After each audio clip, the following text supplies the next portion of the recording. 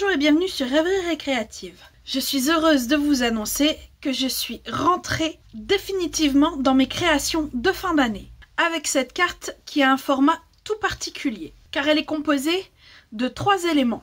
Alors, elle se présente comme ceci. Le milieu se détache de la base.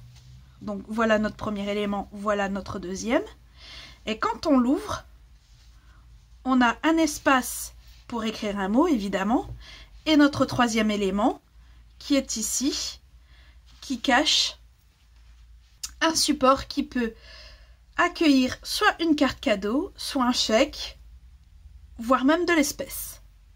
Je vous avais déjà présenté le papier design à l'occasion de la journée mondiale de la carterie, qui s'appelle Splendid Fantasy. Cette fois-ci, j'ai utilisé en plus le set de tampons et de dies qui s'appelle Sapin Fantasy. J'ai notamment utilisé le OU pour l'intérieur de la carte et ce sapin-ci pour décorer le support de la carte cadeau. Mes nuances pour cette carte sont le fleur de cerisier, le feuillage sauvage et le macaron à la menthe. Pour celui que nous allons faire ensemble, je vais remplacer le feuillage sauvage par du mystérieuse brume. Donc en papier, il vous faudra une première base de blanc simple qui fait 13,5 sur 17 avec son DSP qui lui fait 13 sur 16,5. Pour compléter cette première partie de la carte, il vous faudra un dernier morceau de DSP qui lui fait 10 sur 8.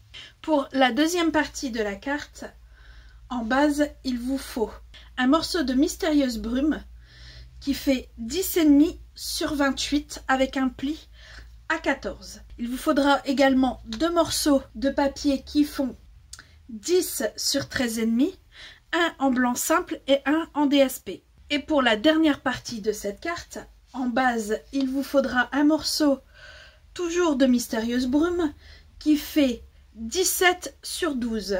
Il vous faudra également un autre morceau de mystérieuse brume qui lui fait 7,5 sur 10,5. Un morceau de papier design qui lui fait 7 sur 10. Et en chute, il vous faudra un morceau de mystérieuse brume. Et comme je voudrais légèrement modifier le devant, il vous faudra un morceau de notre papier design de la première partie qui fait 8 sur 10, avec laquelle nous allons commencer. Alors ce papier, nous allons le couper dans sa diagonale, mais pas dans n'importe quelle diagonale. Comme ici, nous voulons que l'angle droit soit à gauche, il va falloir commencer à découper du haut gauche jusqu'en bas à droite. Donc tout simplement, je viens avec mon massicot, je mets les pointes dans la rigole et je vais tout simplement venir découper. Et quand c'est comme ça, je commence toujours au milieu de mon papier et jamais sur les bords pour éviter d'abîmer les pointes. Et c'est cette partie-ci qui nous intéresse. On va pouvoir ranger le massicot. Alors, cette partie-ci, nous allons lui mettre de l'adhésif ici et ici. Et cette partie-ci, nous allons tout simplement la coller sur la base blanche avec la colle liquide.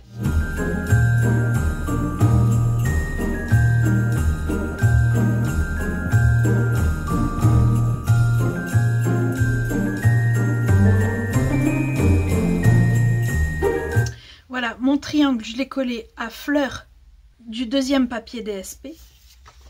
Ce qui fait que, normalement, ça passe crème dedans. Donc, on va prendre notre papier design. Et si vous voyez, ici et ici, il y a des arbres coupés. Et ces arbres, en fait, j'aimerais les récupérer d'ici. Et encore une fois, Stampin' Up! A fait en sorte qu'on puisse découper directement dans le papier. Donc je vais découper cet arbre-ci qui va venir ici et cet arbre-ci qui va revenir ici. Je découpe ça et on se retrouve après. Voilà, j'ai mes 2 éléments de coupé. J'en ai coupé même un troisième qui nous servira pour la troisième partie de la carte. Donc pour le moment, je le mets de côté. Donc je vais revenir avec ma colle liquide et en mettre un peu ici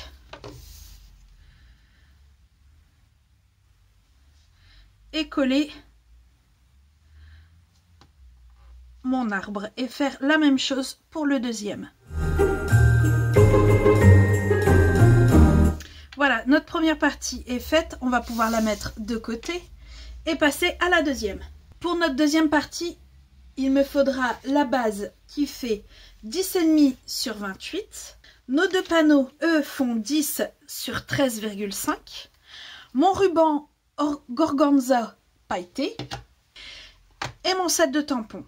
Pour ce modèle-ci, je vais prendre celui-ci. Donc, je vais venir marquer les plis sur ma base, tamponner celui-ci sur mon panneau blanc simple en haut. Une fois que celui-ci sera tamponné, je vais le coller à l'intérieur de ma base. Je fais tout ça et on se retrouve après.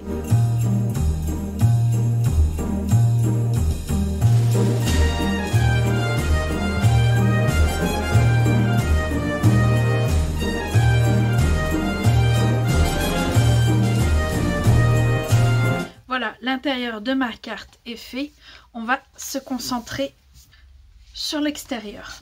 Pour cela, on va prendre notre adhésif et oui, au moins le tour de la carte en ruban. Et celui-ci, on va le recouper en deux, au milieu de préférence. Non, je dis des bêtises. Un côté plus court que l'autre. J'aimerais à peu près... Alors, c'est là où on va prendre...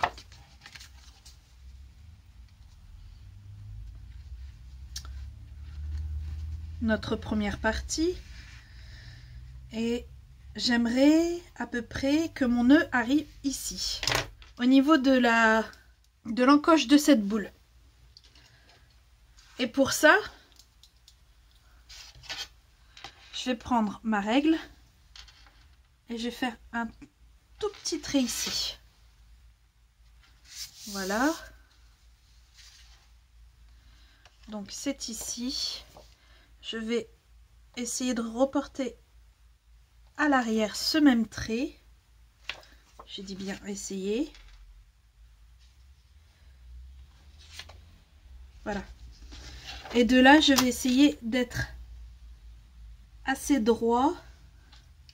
Donc, ma marque est ici. Et de l'autre côté, ça donnerait ici. Voilà. Normalement, notre nœud va atterrir ici. Comme là, je ne sais pas si vous voyez, mais il atterrit au milieu d'un cadeau. Donc, pour ça, je vais mettre à cette extrémité ici et à celle-ci de l'adhésif que je vais venir coller de l'autre côté, d'où mes repères.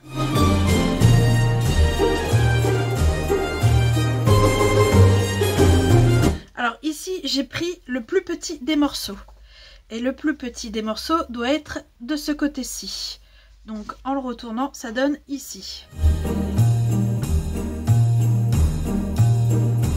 J'ai fait la même chose de l'autre côté. Et pour être sûr que ça tienne, je vais remettre de l'adhésif par au-dessus. Par contre, le panneau par lui-même sur ma base, je vais la coller à la colle liquide.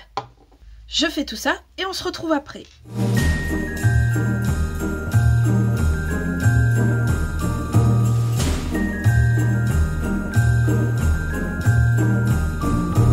Donc voilà, nos rubans sont en place. Notre panneau est collé, il nous reste à faire le nœud. Donc pour ça, on va faire comme on fait d'habitude, c'est-à-dire un nœud tout simple. Voilà. On va faire une boucle.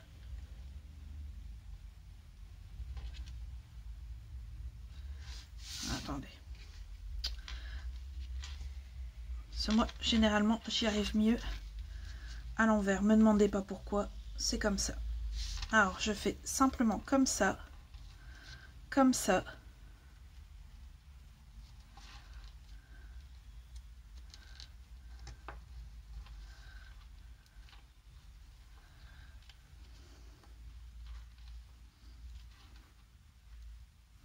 Et voilà.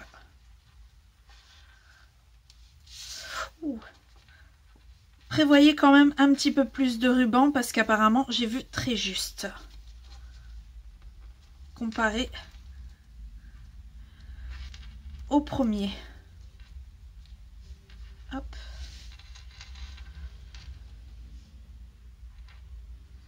Voyez par exemple 1,5 fois la base, puisque là on avait pris 1 fois la base.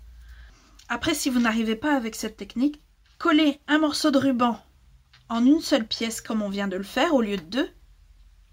Faites un nœud à la fourchette et venez le coller par au-dessus. Notre deuxième partie est faite, passons à la troisième.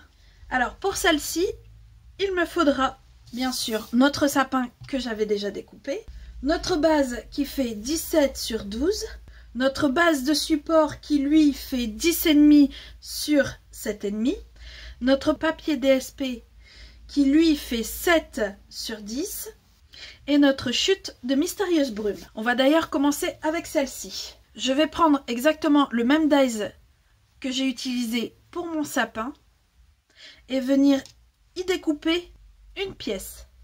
Voilà, notre sapin est sorti et je vais prendre mon massicot pour le couper en deux. Alors là, comme tout à l'heure quand j'ai fait mon triangle, je commencerai par le milieu. Donc je cale bien la pointe en haut et je viens découper. Voilà. On ne va pas ranger tout de suite le massicot car on va venir faire des marques de plis sur notre morceau qui fait 12 sur 17 et je m'étais trompée sur ce morceau de papier car ce n'est pas du brume mystérieuse qu'il faut mais ce papier-ci. Donc dans les 17 on va faire une marque de pli à 4,2 et à 12,5. On va le tourner d'un quart de côté, peu importe que ce soit à droite ou à gauche, puisque ici tout est symétrique pour le moment. Et on va lui faire une marque de pli à 1.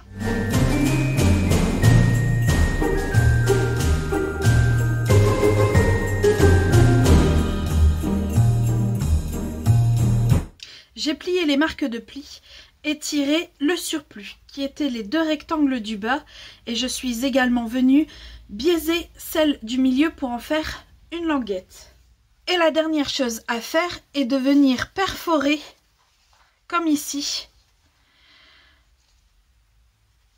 pour venir faciliter l'extraction de la carte de l'intérieur. Et celle-ci a été faite avec cette perforatrice, juste le bout ici. Donc on vient tout simplement mettre la perforatrice, le papier à l'intérieur de la perforatrice. On centre du mieux qu'on peut. Il faut faire attention que le papier ne dépasse pas ici et ici. Et une fois qu'on juge que c'est bon, on vient perforer tout simplement. Notre pochette est prête à être collée.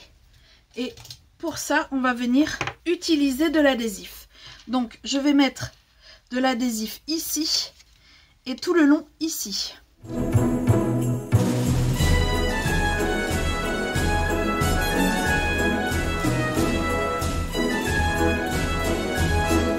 Voilà, comme vous pouvez le voir, j'ai collé et nous avons bien notre encoche sur le devant. Je vais reprendre mon sapin complet et mon demi-sapin. Je vais lui coller une partie à peu près ici comme ceci et l'autre un peu en décalé dans le bas pour lui donner un peu de perspective comme celui-ci. Et une fois ça fait, je le poserai sur notre pochette et tout ça je le ferai à la colle liquide.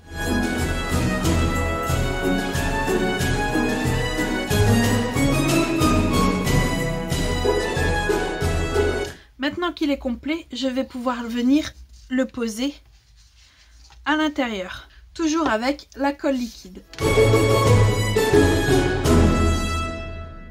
Nous reste à faire notre support intérieur. Et pour ça, je prends mes 2 morceaux qu'il me reste, ainsi que mes opales rondes. Donc je vais tout simplement poser mon papier design sur mon mystérieuse brume. Je vais le mettre à l'intérieur de ma pochette. Et de là, je vais poser l'opale ronde.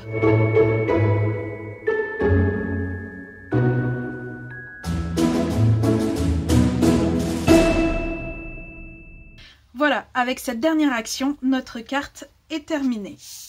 Nous pouvons la mettre dans sa base.